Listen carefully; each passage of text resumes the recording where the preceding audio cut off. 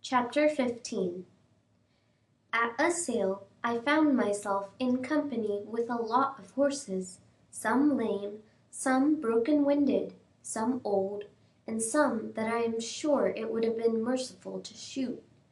The buyers and sellers, too, many of them, looked not much better off than the poor beasts they were bargaining about. There were poor old men trying to get a horse or pony for a few pounds that might drag about some little wood or coal cart.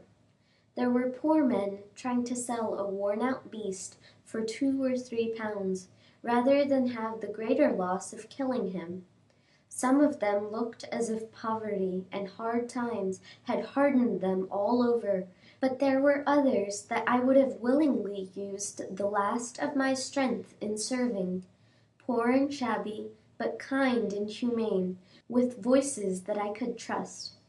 There was one tottering old man that took a great fancy to me, and I to him, but I was not strong enough. It was an anxious time.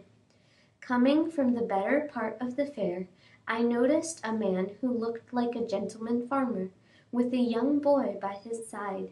He had a broad back and round shoulders, a kind, ruddy face, and he wore a broad-brimmed hat. When he came up to me and my companions, he stood still and gave a pitiful look round upon us. I saw his eyes rest on me, and I had still a good mane and tail, which did something for my appearance. I pricked my ears and looked at him. "There's a horse, Willie, that has known better days." "Poor old fellow," said the boy. "Do you think, grandpapa, he was ever a carriage horse?" "Oh, yes, my boy," said the farmer, coming closer. "He might have been anything when he was young. Look at his nostrils and his ears, the shape of his neck and shoulder. There's a deal of breeding about that horse." He put out his hand and gave me a kind pat on the neck. I put out my nose in answer to his kindness. The boy stroked my face. "Poor old fellow! See, grandpapa, how well he understands kindness. Could not you buy him and make him young again as you did with Ladybird?" "My dear boy, I can't make all old horses young. Besides, Ladybird was not so very old, as she was run down and badly used." "Well, grandpapa, I don't believe that this one is old. Look at his mane and tail. I wish you would look into his mouth, and then you could tell. Though he is so very thin, his eyes are not sunk like some old horses." The old gentleman laughed. Bless the boy, he is as horsey as his old grandfather. "But do look at his mouth, grandpapa, and ask the price.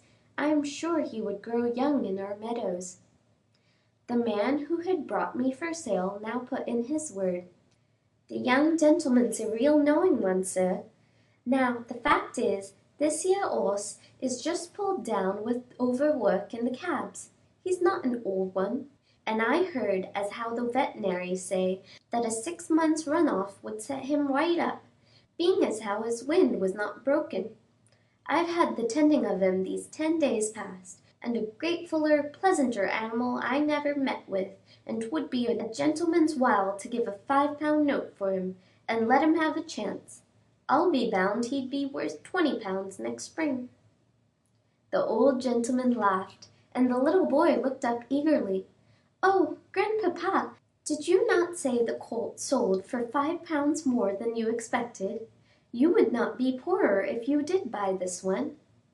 The farmer slowly felt my legs, which were much swelled and strained. Then he looked at my mouth.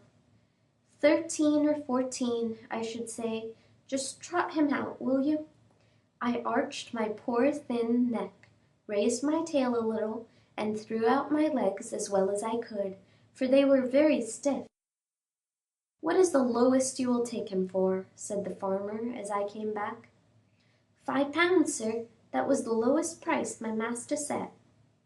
"'Tis a speculation," said the old man, shaking his head, but at the same time slowly drawing out his purse. "Quite a speculation. Have you any more business here?" he said, counting the sovereigns into his hand. "No, sir, I can take him for you to the inn, if you please." "Do so. I am now going there."